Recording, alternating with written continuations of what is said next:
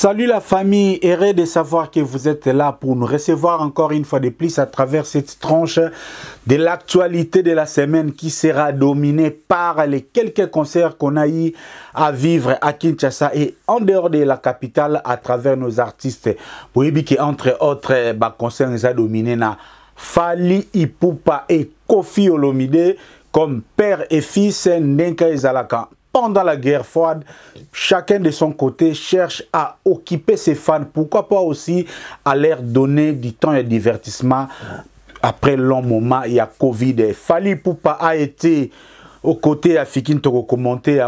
Koffi Olomide na Maluku, Jibem Piana, Azalaki na Justar. On va commenter. Ferrego la concert privé et aussi Héritier Watanabe, Azalaki na Côte d'Ivoire. Ça sera le quadrillage de cette actualité de la semaine haute pour commenter en notre manière. Question aussi de rappeler nos téléspectateurs que concerne à Kinshasa et si Ezongi après lever il y a mesures sanitaires du na Covid donc lelo raison ezali soute soki artiste non na kini lelo azoko beta te apesa yo raison mususu parce que raison ya Covid ezalaki sousté boyebi kanga en bon congolais comment ki awa tout le monde na ba beta kate kaka ono tozo beta te pona Covid bon lelo sko Covid et sili ba mesures sanitaires ba longoli ba concert et zongi donc tchadat tindela biso image tindela biso information to manquer te to zongi la yango parce que nous sommes là pour accompagner la culture donc oyazo beta na yete boye be comme on a raison ya bato leto bande kokola soka linga ki mané classe o na ko kenete pour mami atazo bi mana classe. On va repartir avec cette actualité de la semaine. On a qui tantôt ça dominé là divers concerts. To mekapé pour ramasser un tout petit peu de petits informations au ekwe la biso na mutu pendant temps tout ça na bino mais juste permettez-moi na respecter la coutume juste na permettre que Nelly Tambwe la beauté associée au physique et la beauté associée à l'intelligence et ce qu'on a apprécié Mbotebele merci beaucoup et pourquoi pas aussi belle bride de moi sur atona bo moi si bangonde comité d'accueil à émission au bangonde ba permettre ba yamba biso poto permettre toloba aussi Nechapin di Biga Patoa Berado Prince des Amunda les milliardaires en héros na Bosani PT Robin Vwemba display en couleur. Les plus beaux garçons de l'Europe, Robbie Vwemba, bon retour à toi ici à Londres après un long séjour na Kinshasa. Na Robbie Vwemba to manquete kokutanana soirée Saint-Valentin de Noba Mikolo direction Fania Star ou Pesca Torzala Kuna le 12 février à London. Donc bah vrai chéri, merci déjà naba abonné na ngaya tonton pour moi au ya France ou déjà bozo lukabo réservé pour la soirée wana. Donc ne vous en faites pas, on est à la soirée internationale. Tapis rouge, vous pouvez venir de partout, voir aussi Londres en termes de vacances et aussi de tourisme. Pourquoi pas aussi passer des bons moments avec vos cavaliers. Na soirée Saint-Valentin, direction Fania Star. Tonton Promo sera là avec sa caméra. Kaka Ndenge Ezalaka. Frankie Biemongo, merci beaucoup. Bibi Waifa la Coltane. Donc bref, nous allons partir à un concert, il y a Fally Ipupa na Fikine. Vous avez presque eu les images à travers différentes sources. Bien on qui Fally Ipupa ce dimanche à Zalaki na Fikine. Denge bango ba warrior bazolo bango mikolo yo Fally Ipupa biso tembe na foire. Donc le rendez-vous a été respecté, l'artiste a été là et aussi le public a répondu présent à ces grands concernés Nobekaka. Moi, je lui Fally Ipupa dans une démarche de démonstration. Il y a engouement sur le terrain à Kinshasa parce que Binoga Ntembe, au di cap, non, Azaka na ba followers, ou Azaka na ba abonnés belé sur le terrain et l'eau de la quitté. Et Fally Ipupa un bon et condamné dans le bar toujours. Fally Ipupa Bundara na Koisambo. Il a voulu mettre la barre très haut.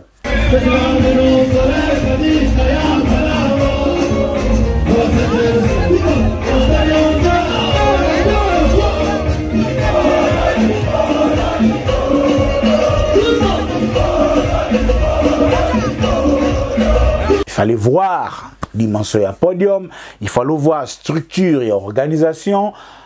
Je lis d'abord l'intention de l'artiste. L'intention. Peu importe tout ce qui peut se passer, mais personne ne peut nier aujourd'hui que l'artiste Fally Ipupa a soif. Alors vraiment soif. À matissa niveau, il y a un spectacle. Il est sur un chemin. C'est ce qu'on a vécu ce dimanche. Na Fikin, rendez-vous Fally Ipupa et son public. Donc la fête, ça a été au rendez-vous. Quand d'habitude, toutes les chansons où ils ont supposé et Yobetama, ils ont qui au rendez-vous.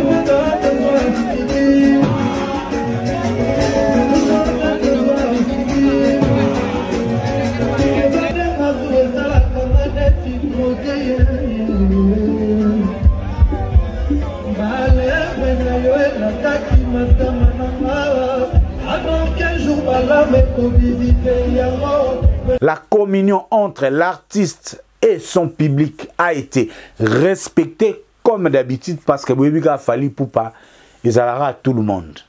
Ming tout le monde.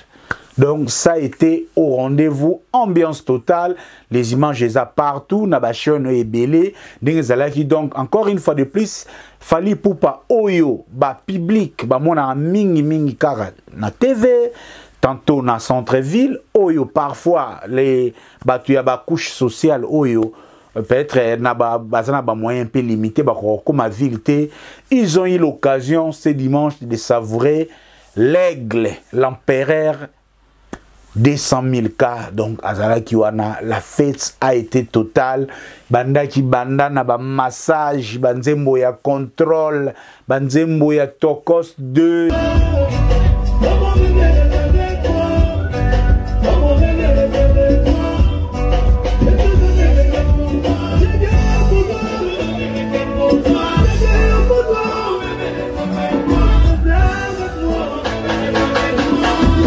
Donc, tout a été au rendez-vous. Et la bonne nouvelle a été cette fois-ci Amore. Amore, tu es bien mingi zelamaki par rapport à autotune, mais cette fois-ci, Amore niatamaki.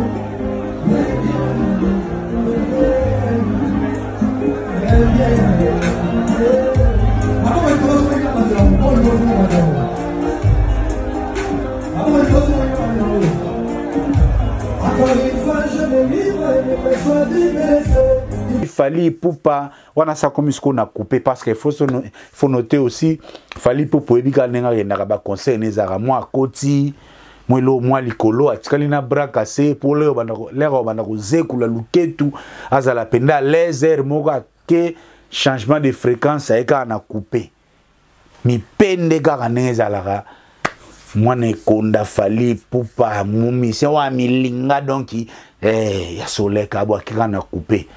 Et on a eu ça qui est very strong d'identité. Keba na on a kosala émission na coupé. Est-ce que yo coaché la Fally Ipupa libaya na mi pende? Donc c'était un peu ça, les décors où ils allaient qui plantaient jour en a. Bref, c'était un conseil réussi dans sa totalité. Les rendez-vous ont été respectés, l'artiste a communié avec son public. Mais aussi au cours, il y a concert, il y a Fally Ipupa na Fikine, il y avait aussi des invités, on a vu les passages des Bercy Mwana O Alekaki, qui pendant quoi animer aussi soirée, c'était très bien.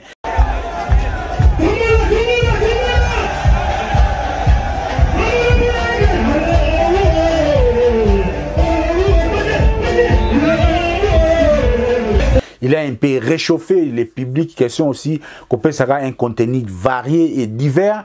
Il y avait aussi l'été à Kandao à Lekaki, pendant un moment.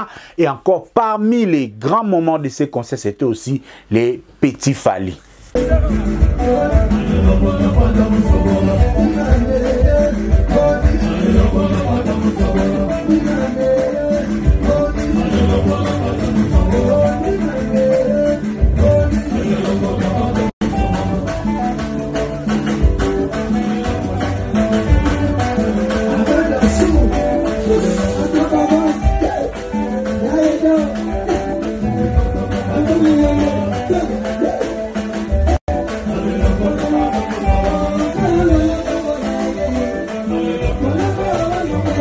Petit Fally le monde appartient au courageux. Donc Petit Fally un jeune moko uta na ye kanga aya ndeka ba courage alaka alata courage na ye alata na idéologie ya Petit Fally aboya na un système ya Félix Waze kwa ono bon ngana lingina bima na sima kofis kona contrecarré ya lati na ye penda Petit Fally. Donc ça là qui bien surtout que Mikolo Fally Ipupa talara Mikolo a lancé Nini Nzoto. Donc Nzoto, lelo déjà ils ont lancé, ils ont temble dans les réseaux sociaux, les challenges ils belé. Donc Nzoto déjà ils ont aussi interprété na podium Mwana Fally Ipupa na Petit Fally. Donc c'était presque ça l'essentiel du concert. Mais en ce qui nous concerne, je n'ai pas compris pourquoi Dadju n'était pas là, parce qu'on était censé écouter un coup, parce que je ne pense pas éviter ce qu'il fallait na Dadju si bah une occasion qu'on interpréter un coup bien ouais na chaque je pense qu'il fallait être invité. C'était aussi des bonnes lois en termes de réciprocité na conserve il a fallu Dadju n'a évité est-ce qu'après Rotana, parce que Dadju pas bêta qui vendredi na Rotana, là où il a honoré Weranson, il a honoré Jibin Piana, il a honoré beaucoup de la musique au Biso de Lingaka. Dadju a bêta qui vendredi et il fallait bêti dimanche. Je ne sais pas est-ce que pendant au Fally Abandeko bêta est-ce que Dadju azalé na Kinshasa, je ne sais pas, mais ce qui vraiment Dadju azalé na Kinshasa, c'était une absence remarquée, parce que Lelo parmi na tokos de Banzembo Oizo, ça la fièvre ça aussi Zembo, il y a un coup il faut même voir comment Imoro Dadju exploite car on a pas concerné belé na libanda mboka, donc il y a ça là vraiment bien, mais qu'à cela ne tienne, le concert de Fally Ipupa a été une réussite. Mais comme tout le monde chaque fois que lorsqu'on organise des grands événements, surtout avec un ambitieux comme Fally Ipupa, il ne peut pas y manquer des ratés. Policiers dans moyeur qui encadrer population à côté malamu, mais yo hier kolanta ba mboa et tout consort batu bazoki batu bazongi, ceux qui concernent ça li fiasco et ali la police na li kondi parce que ba yebi ko zona ba ngote ba bi ko encadrer publicité nga besoin d'information batu musu ba mi côté la banda tongo ba profiter ne batu ndo sa installation na yango sko police la police en collaboration li kondi protège bander busano batakati et on ba 6000 milongo côté on a la besoin d'information.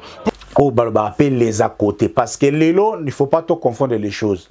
Ce n'est pas une vidéo de 30 secondes, une vidéo de 1 minute, de 45 secondes qui fait les rendus d'un spectacle.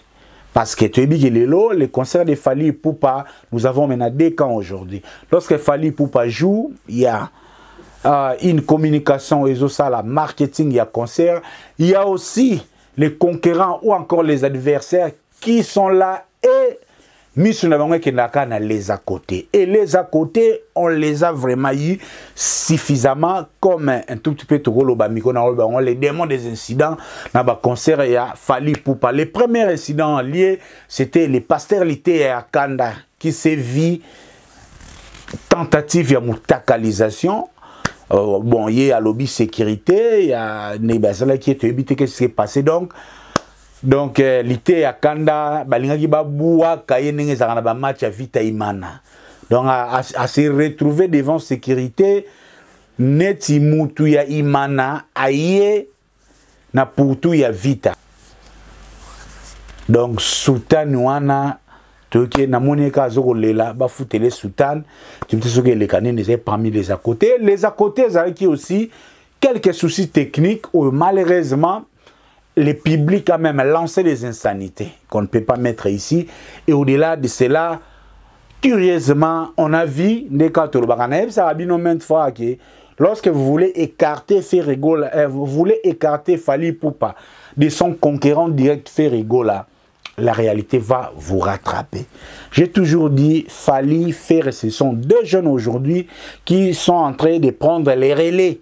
Il y a succès à Jibina Wera. Est-ce qu'il y a un Fally na Ferre et Mutubazu et un lelo. Donc, n'engue ka ke zalaka na concert ya Jibé, les babeta ba public bazolo yemba ebemba Wera, yango pe kenba na fini na fikine cette fois-ci. Donc désormais na ba concert ya Fally, nzembo ya jaloux et commis jaloux Ferre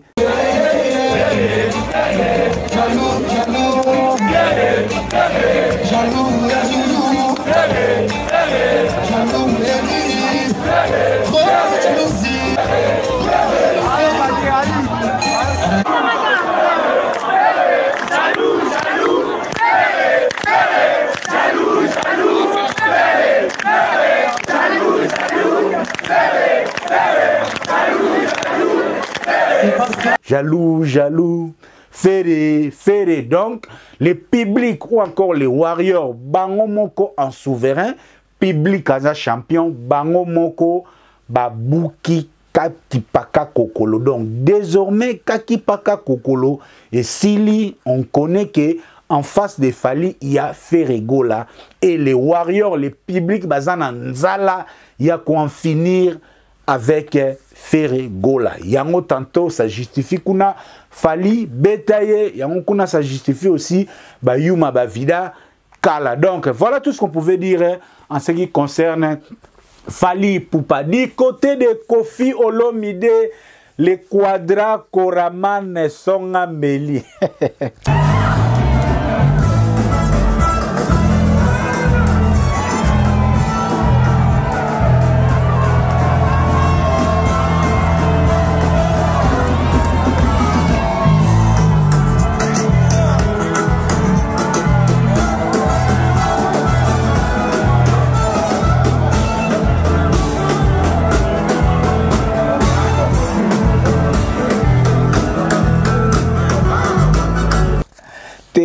Quadra.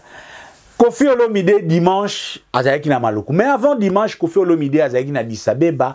Vendredi, il a livré un concert encore très réussi. Na évité vraiment bateau bazo luka batele mela you arena.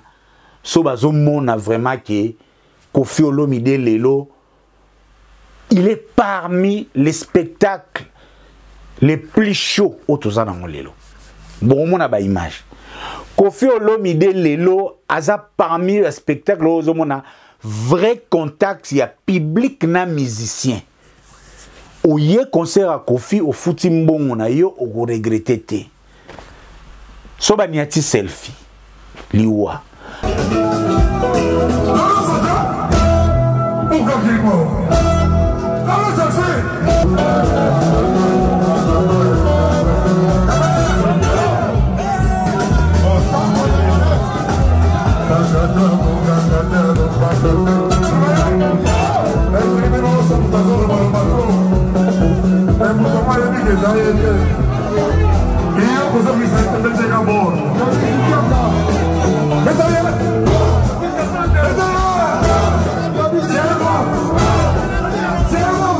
Soba niati tata mobimbaye liwa.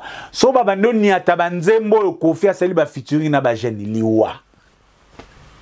S'il vous plaît. Bande on a biso botika biso vraiment les 27. Bon, on a eu bref, Koffi Olomide après Addis Abeba dimanche neka lobeki kuna mwana lera zo kangana fikine père Donc, les dimanches, Fally Ipupa et Koffi Olomide étaient en contact avec, et le entre guillemets, petit peuple, malgré terme en les bienvenus. Donc, na couche sous scène, vrai quinois, la vraie vie. Donc, bateau penda ou avant li panamante kafwa calculer. Bateau penda qui est avant li dendon, donc il faut calculer. Bangwana sikoyo Fally Ipupa na Koffi ba serva qui dimanche et Koffi Olomide de son côté asalaki yango na maloko. Ambiance totale, communion.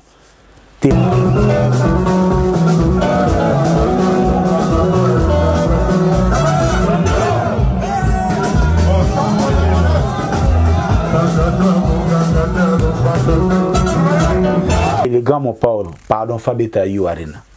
Koffi Penda Fabeta Yu Arena. Talana âge à Koffi. Donc, il est capable de livrer une énergie. Oh, c'est plus ça. Banao, même Bakoko Naye. Non, s'il vous plaît. Koffi Olomide doit jouer Yu Arena. Parce que quand j'ai vu les images, merci d'abord en passant. Sandra Kazadi a tindelinga ba image na seki je le salue là où il est depuis Kinshasa. Sandra Kazadi a tindelinga na photo ya Koffi bien ensemble à Gondo sko ya marenda zoasko Koffi Olomide ensemble à coupa noir sko na coupé na chemise marenda na maîtriser makamba bilamba te mais na tali bouton na droite ah bon. Ça a bana mibal. Yango siko oga batumoko pona to seka yebo balba yango yo eza héritage to yebite Koffi Olomide buki garde-robe maman mi ou bien nengeni. Donc Koffi Olomide il sait se faire parler même par sa tenue. Et tout le monde sait que Koffi aujourd'hui azabato soit côté légal donc on a tout question on t'a témoigné Koffi soit côté légal. Donc, vous ressentir. Mais lorsque Koffi Azo ponaka kabilamba ya marenda. Donc, je suppose même que ne vous étonnez pas ceux qui na Yu Arena le 27 novembre Koffi Olomide abimé biso na ba marenda lisusu compliqué.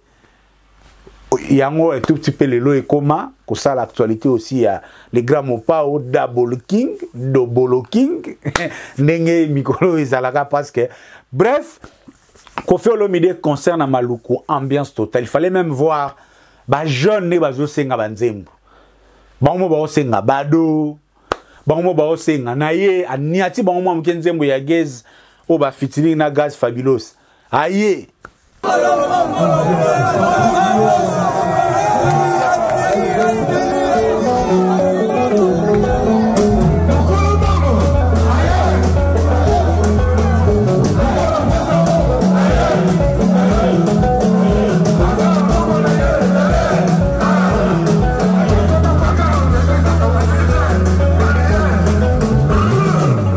Aye, mutalinga liambongo aye. Koffi Olomide Katabi Fabulous Azalakite. Donc, merci à Sandra Kazadi. C'est ce que nous demandons à tous les artistes. Moi, tonton promo, un tout petit peu, I'm getting very busy. Donc, je suis très occupé. Je ne saurais pas trop me partager. Si vous voulez que vos informations passent dans nos émissions, envoyez-nous vos images. Chaque week-end, nous ne manquerons pas de les relayer parce que nous ne saurons pas être partout à tout moment. Donc, bref, Koffi Olomide, à Bouki Addis Abeba, à Bouki Maluku, ambiance totale, au senti communion. Et quelques détails, Nathalie, par rapport à concert à Fally. Fally, c'était peut-être une superstar, coupée dans le public, par rapport aussi à sécurité, animosité entre stars dans le public, police, terre, Mourou, l'air, je crois l'air Bercia, Mataki, Mouna, Moutamati, tout le temps garde du corps, je ne sais pas. Est-ce qu'il est le plus combattant Natilokola Lobaki? Je ne sais pas. Mais du côté de Koffi Olomide, on pouvait sentir un Koffi qui pouvait même toucher le public, qui se sentait en sécurité même devant ce public. Parce que le public qui a Koffi Olomide, comme le public qui a combattant IDPS. Parce que vieux Tchène Mikishi, combattant moi maintenant ça est senti pour ça meko simba et si ka Félix Tsekani papa tient za soko meko ya yo moko kufa to éviter maintenant est-ce que fallait pour peut-il couper de la base? On ne sait pas, mais il faut dire aussi capacité ya Fikin et ça n'est mon côté na capacité ya Maluku. Donc il est de bonne loi. Il fallait pour pas atteindre ba mesure on pouvait aussi dire qu'il y avait aussi quelques petits soucis dans bandel parce que na concert a fallu engouement qui tellement trop il fallait l'organisation l'intervention de la police et les conditions protection au bas commune à sécurité il y a jour wana toleki à part Kofi na fallu week-end c'était aussi JB Mpiana papa chéri.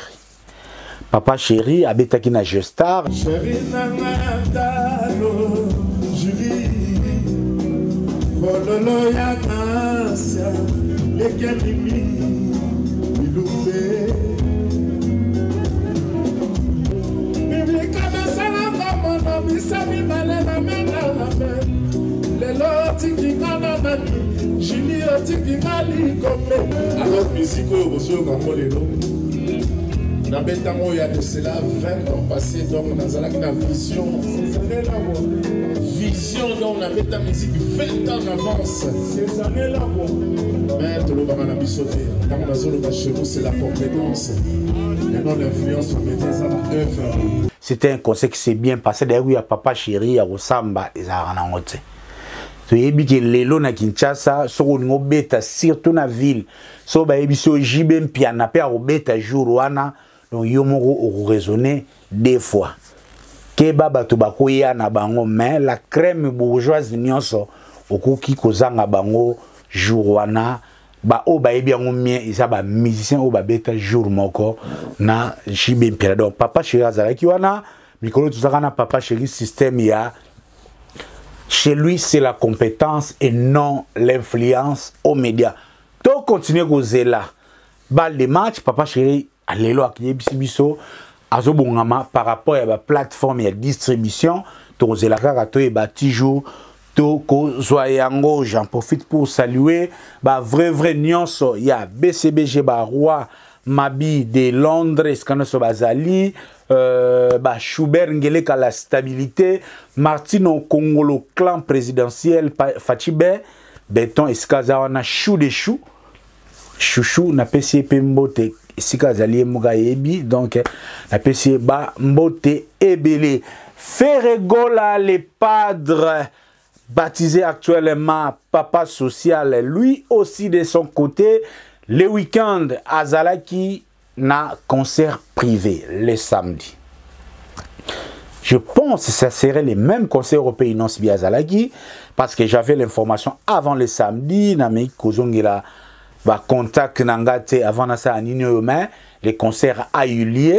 Comme c'était un concert privé, les images n'ont pas filtré. C'était aussi avec une équipe très restreinte où les padres à Livraki concert wana privé les samedis. Mais toujours en ce qui concerne Ferregola les padres webi qui Ferregola depuis un bout de temps au Kenango nati, on ne cessera jamais de parler de dynastie. Dynastie, c'est le haut et déjà à Kinshasa pour parfaire son album État d'esprit, mais il en profite aussi de son séjour pour aussi la animation où il a prévu, c'est Léo na Bill Clinton.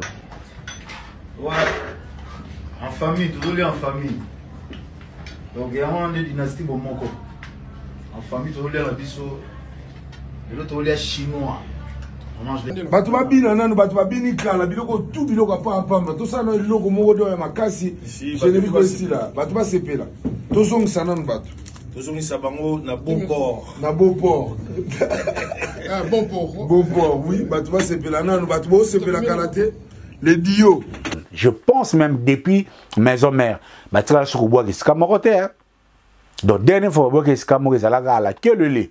Donc, wana bakele maki babwakani bambwakela na basukali sukali wana selo abimi mwana mayele parti patata lelo à travers la médiation de Ferregola qui est en train de rassembler ses ex-collègues des maisons mères. On a vu les images, il y avait table ronde Oyemo Ferra Benyango, Ferré, Bill Clinton, Céléo se sont retrouvés pour entrevoir comment continuer les travaux. Il y a Dynasty qui est un album très attendu, album Oezobi Misanaba caractère abato, album Oezobi Misanaba Ndoki, album Oezobi Misanaba traître. Donc nan vous citez donc Dynasty zaloko la maya lu sakumunu ici babwaki umlaka bu kuna traître abimi bu kuna jaloux abimi. Donc Dynasty. Et en ce qui concerne aussi Ferrego là au Sanate les 29 oyola là je pense demain les lots déjà na minuit. Ça sera disponible. Pyromane, les premiers lancements, il y a album Harmonie. Après, regarde-moi, les lots, deuxième échantillon, ils ont Pyromane, tu redécouvrir. Je n'aime pas vraiment que ça va prononcer sur les œuvres avant et bimal, mais les bima, tu na texte, na interaction, tu pourquoi Ferrego là, balobi ke ekobima na Trace TV. Est-ce que Akimi Mpiaka ya ba vu na chaîne na ye mais selon les informations de l'équipe managériale de Ferrego là, ils ont fait Pyromane et Zalana na YouTube, il y a Trace TV, c'est lié par rapport, il y a un clause, il y a un contrat où l'artiste il faut satisfaire. Mais les prochaines chansons, et qu'il y a na chaîne, il y a Yemoko les Padres, Ferrego là, officiel, tout ça, toujours continuer à vous abonner là-bas. Parce que les lots challenge et zatina ba view ndenge bino ba golo abozo seka santé ya fali pour pas ba warrior pe bazo zela bino pour ba seka bino na biloko tout boko bimisa. J'informe aussi na bateau bazana ba plateforme ya téléchargement déjà aussi Pyromane sera disponible les 29 na ba streaming. Donc un vrai golois qui se respecte. Oh ba ya kate kolanda tonton promo o titre point nini tonton promo enini boy. Ba fanatique le col ya ba parlement de bois il est pescar ko discuter na ko discuter. Moi ces fanatiques là na pas dans la place mes aramuke. Moi c'est les fanatiques qui font triompher les artistes. Ah ils ont bima fanatique wa linga pesanga tonton promo tala projeter no tonton promo son la ki sanga nanu. Et si yo au streamer nzembo ya Ferrego là, et si yo au télécharger Pyromane la ki sanga yango. Et toujours à ce qui concerne Ferrego là, je confirme ici à tous les Gaulois, gladiateurs, amis de la culture, mélomanes, les concerts de Ferrego là na Casino de Paris ezali. Concert ezali, surtout les gladiateurs et les Gaulois. Continuez à acquérir votre billet, soit billet na yo, parce que concert est ezali. Même ba ma passa, bazara na chance morte. Même ba ma passa, tant que mona ba kokani, mais bazana ba différence na ba. Donc, au balobara, l'infraction est individuelle. Ferrego là, le 7 novembre na Casino de Paris à Kobeta. À Kobeta, pourquoi? N'a pas raison. Le 8 novembre, après concert.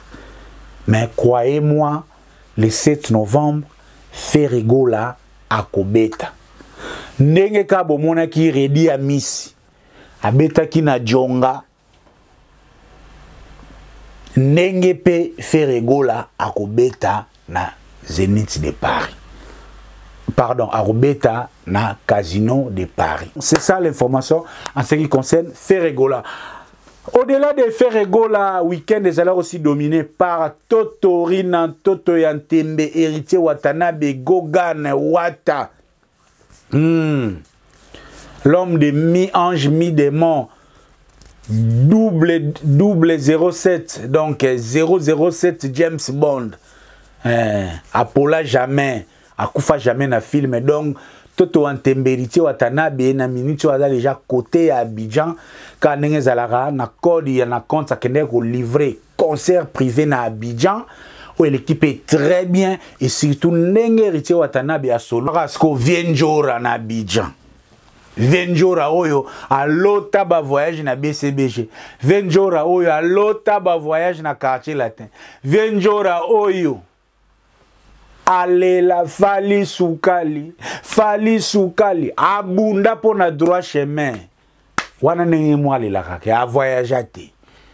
Mais lelo grâce à Wata bavion Kolwezi Abidjan kalate ba ke su poto na bango ya tiriki toujours kana Venjora. Oyo a voyage te na ba ke so ya leka. Mais lelo Wata fungoli le couloir. Quand bien même Venjora na promesse na ya yu arena. Est-ce que kokisama tozotala. Donc Wata Zagina côté Abidjan a livré concert privé et aussi il continue la promotion qu'on a na Abidjan les cas qui na ba émission peut-être bon on a chaîne na biso na ba télévision na bango et depuis Abidjan Wata a livré nouveau générique au Tozorozela na chaîne ivoirienne la télé d'ici. Donc les cas qui toko Wata otolo ba na minito yo mi-ange, mi-démon et vumbuki. O ba kongo ba donc et vumbuki. O monde le vire vimbarako. Donc monde le mutuma na kata o akufi o asilio mi-ange, mi-démon. Donc mi-ange, mi-démon et vumbuki. Aucune terrasse na Kinshasa sans mi-ange, mi-démon. Aucune parcelle na Kinshasa sans mi-ange, mi-démon. Aucune chaîne de radio na Kinshasa sans mi-ange, mi-démon. Aucun wana moto sans mi-ange, mi-démon. Et on te dit ça rabino faites de belles œuvres. Bozonga l'air na bande ko ça la pronostic ya mi-ange, mi-démon na tokos de. Ba émission ezali na chaîne oyo. Na lobaka yango na musique babanga mutute. Quand bien même ba pasteur musuba lobaki oya kokuka tele 18 akokufa ngana lobaki totori na moto ya ntembe aso la rumba tokos des amis ndele soto vandi pena ba congolais ka to développer ka jamais tokos de ko gagner mi-ange mi-démon parce que mukolo moko te congolais akolinga nzembo ya musique urbaine ko le rumba et on a lobaki keba na totorina moto na ntembe. Bomoni ndenge siko mi-ange mi-démon ezovumbuka. Bomoni yango ndenge ezovumbuka. Zwa ba gombe na gombe. La chanson dédiée. Est-ce qu'on a passé mbote? Ah, aza suspect pour na 100 jours. Bon. Pese ka mbote sika za Masaro. Sona kanisi na mbongo ba na biso. Bon. Nous sommes en na politique, te tona makama musique. Donc Daniel Massaro est certes en aïe depuis le centre de rééducation à Makala, to PC Bambo Tebele, courage jeune, c'est la vie, ce sont des choses qui arrivent. Un jour vous serez dehors, relevez-vous. La prison est un vrai si canem Sabino. Daniel Massaro, regarde-toi la vie, fais introspection, sans l'introspection, vie na yo où tu vas pour comme olingo kende wapi. Tanga no ba livre belé tanga no ba livre tanga no ba livre Congolais a une mémoire courte l'obile ou une explication qui na Bukavu kuno oyano sous député mais turo kaka nde ba Kongo ba lobaka donc kala ingangu nde pe ba na bomba ba lobaka tout la dikulu tala. Donc Daniel Massaro to sepela un jour soko komi libanda ozonge la biso ba idéologie ya président Kasavubu talaka Congo dia totila kia ngani Joseph Kasavubu le seul président qui disait à ses neveux banan kazipena ba noko pesa biso monga bo attendez la fin du mois. Oh, mais noko yoza président attendez la fin du mois. Ah nzimbuzanganiza leta président zoyebisa ba neve na ye nzimbuzanganiza leta bo yebi kutu ba Congo na banankazi. Donc idéologie wana to sepela Daniel Massaro et esprit en écota vraiment parce que Congo surtout bongi biso nyons to bon ensemble. Donc bon des aramins, on continue à redire ici la chanson Gombe na Gombe dédiée à Daniel Massaro et ça la carte. Donc mi-ange mi-démon et Vumbuki ndeka na bande kolba. Donc c'est un peu ça. Bref, je crois avoir fait la ronde. Il y a différents grands concerts. Oyo. Et bien, tu as Kinshasa, ça concert on a tangité, c'est que bah ebisingate. Nazanga moko, j'ai aussi ma petite vie, j'ai aussi ma petite famille. Na kogité nyonso na salaga 100 ans na internet. Alors kuna mama kozana posa nanga, kuna mwana kozana posa nanga. Donc aidons-nous vivants, aidons-nous mutuellement. Yo artiste, ou la émission, sozo estimé que toko contribuer, toko baksa un plus na musala na yo, ozana événement, ozana concert, numéro na ngezawana, tinelanga image, WhatsApp, zaawa. Donc, et ça la bien. Christian Lema, les derniers défenseurs de la musique du Molokai continuent à batailler. Na Kinshasa, ouais, moi, Moubale Arabongo, Christian Lema, 1000 esprits. Na lelo mabe Christian Lema, Moubale Arabongo. Azawana, Nyatagi Biso, Masoso, 3 titres. Alors, bêta 3 mois de visibilité. Après 3 mois de visibilité, chita sima na laboratoire. Alors, zonga sous laboratoire pour aller 2022. Alors, il y a la binosco parce que na ministre Christian Lema, oh, ça les a dans le cas qui est éclaireur. Fala Zanakin, atidera terre, mais excusez-moi, en même temps, il a déjà une équipe restreinte où il a accompagné, je salue Messi, une très belle chanteuse, où il a chanté Paloli Pena Bilolo, Paloli Bilolo, on a masse ce pena, moi, na ina bazawana, azobeta musique ya Molokai, na musique classique. Donc, Chrisali Makutu, yako samba ezate, ba big up neskaza na Kinshasa, azo sala ba émission, bozo komona yango. Donc, oh, ba mourir à bonne musique, au moins, penelo kwa Christian Lema, il demande, il mérite votre soutien, likez, partagez Kabula, car j'ai Nenge et Kendaka, Christian Lema, parce que ba, oh, ba yebi idéologie, et les ba guerre wenge. Kuna quartier de Tezokota, kuna vive zoya, air musique et salagi carré, JB, Wera, Kofi, Papa Wemba. Guerre weba nego bunda. Ya bana. Na compte sa vive la musique, Christian Lema mtande ko bunda yango. Ba selo ba yebi, ba fali pupa ba yebi, ba fere ba yebi, sika ba kutana.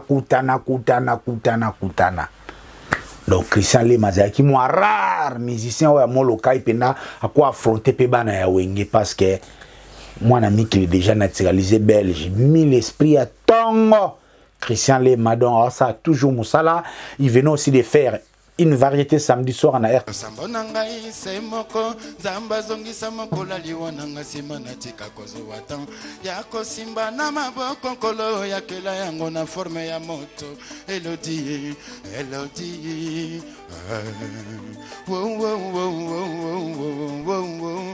te blottir dans mes bras.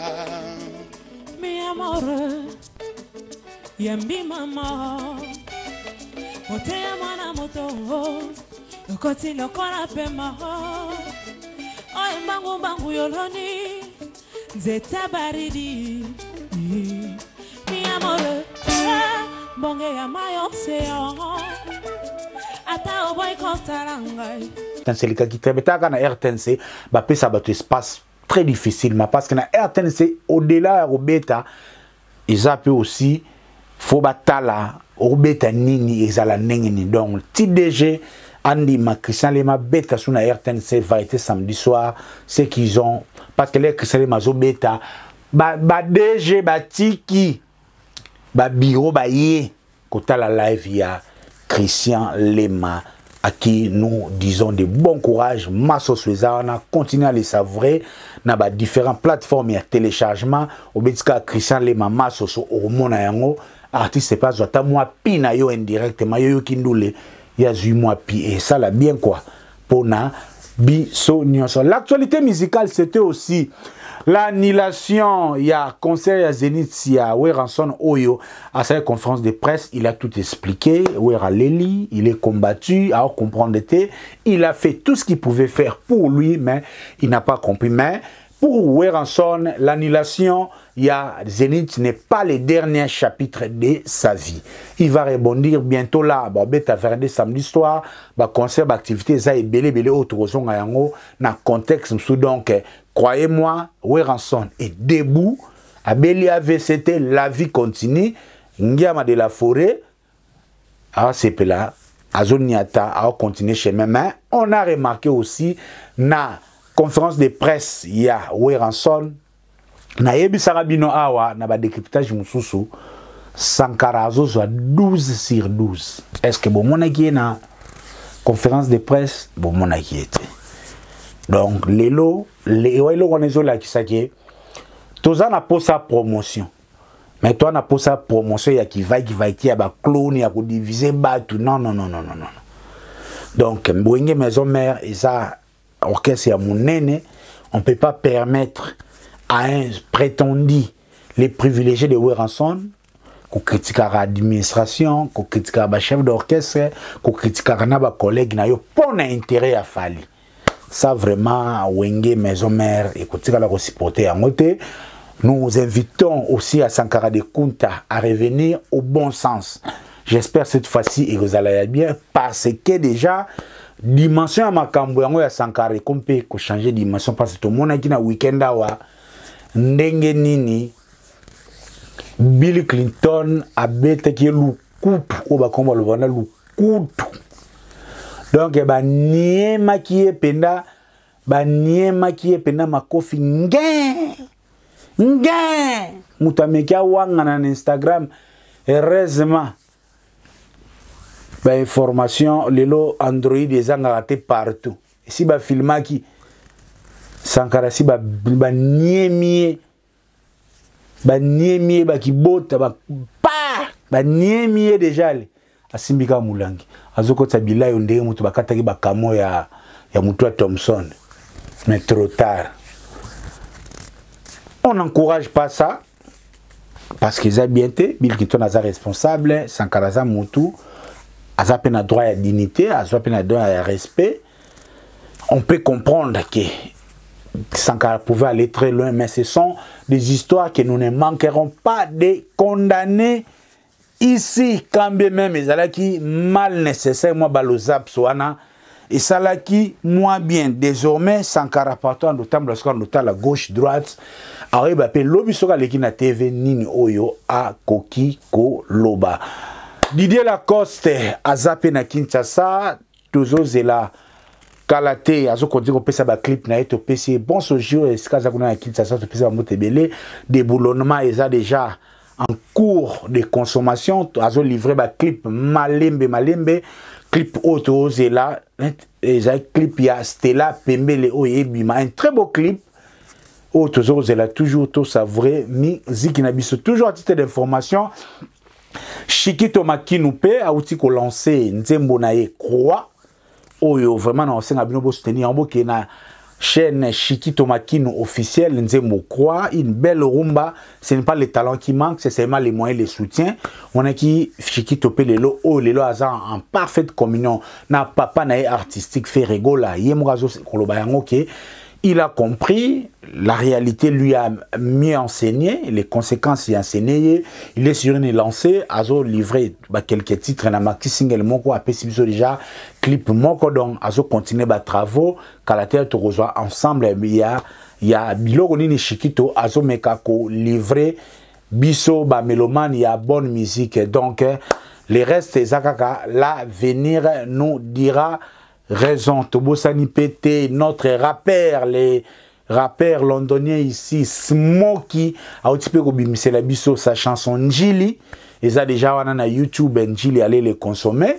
Donc même Mikolo Migoya ba projet Zebele on ezakaka ba chanson témoin en termes de visibilité ba projet pena conséquence en 2022 to kende yango toujours na défenseur il y a hip hop congolais ici à Londres lui on l'appelle Smokey. Tobosani Pété, Fils Love, toujours à Onakacha à Londres. A Outakipe, ko livré biso et Boulema. Boulema, un peu le moko, dékilelo, un peu décalé. Donc, Zawana, toujours la chaîne officielle, il y a Fils Love, notre cher artiste autozalagane, Awa, na Londres. Merci vraiment pour Nalelo. Na émission tout ça lilo edo bila kelele en forme na peso mbote sika ozali donc bambote be na yo stratégie fait le kolobo ko bibi wifa neli tambo la beauté associée à l'intelligence bera do prince des Amunda na pesi mbote sikeza. Je n'oublie pas aussi Pichu Botoko, les vrais amis du chef Pichu Botoko depuis Kinshasa na pesi mbote. Ne chapindi yangandeko ya motema ya la perle rare na pesi mbote sikazeli ne chapindi na bosanité Amédée Mackenzie Alpha Zulu Balo na pesi ba mbote belé ya Joël Boulouba ya Joe esikaza na pesi mbote na bana tout ya G7 na bosanité Tina Bosuku mwasi ya mongo faza elengi koleka liboke ya ngolo soki ntembe botuna na otanga na nga kombo te boyebiki si jango eza la polémique.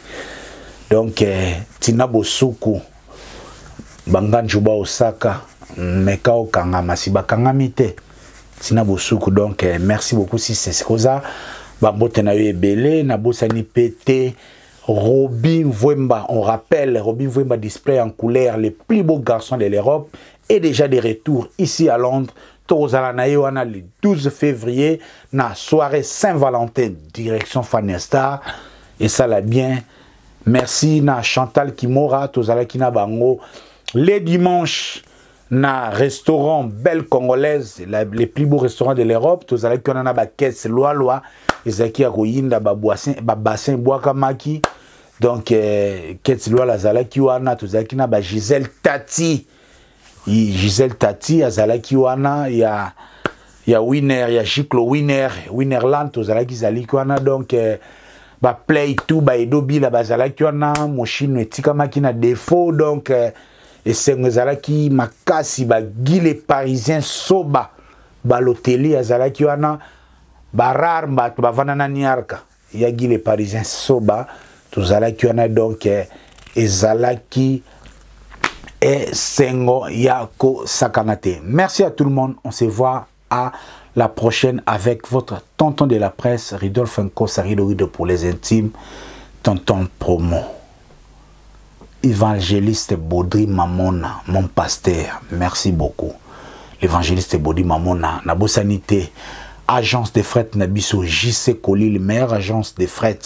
Il y a Congolais à Londres, au tien à Londres, de commune à Kinshasa, sans plaignant. Sans matata. Donc eko koma kuna na bosani pété dimanche na restaurant Belle Congolaise tozala kona ba Vincent Bolenge pire moto ya nati lokole otopesi pe mbote sikeza Vincent Bolenge kanenge zala raso moni Vincent Bolenge mingi et dobi la pen kelelo ya bilamba azala ka nzinga wana parce que wana les équipe de base ya forme oyo fonctionner mi kolo oyo. Merci à tout le monde, on se voit la prochaine.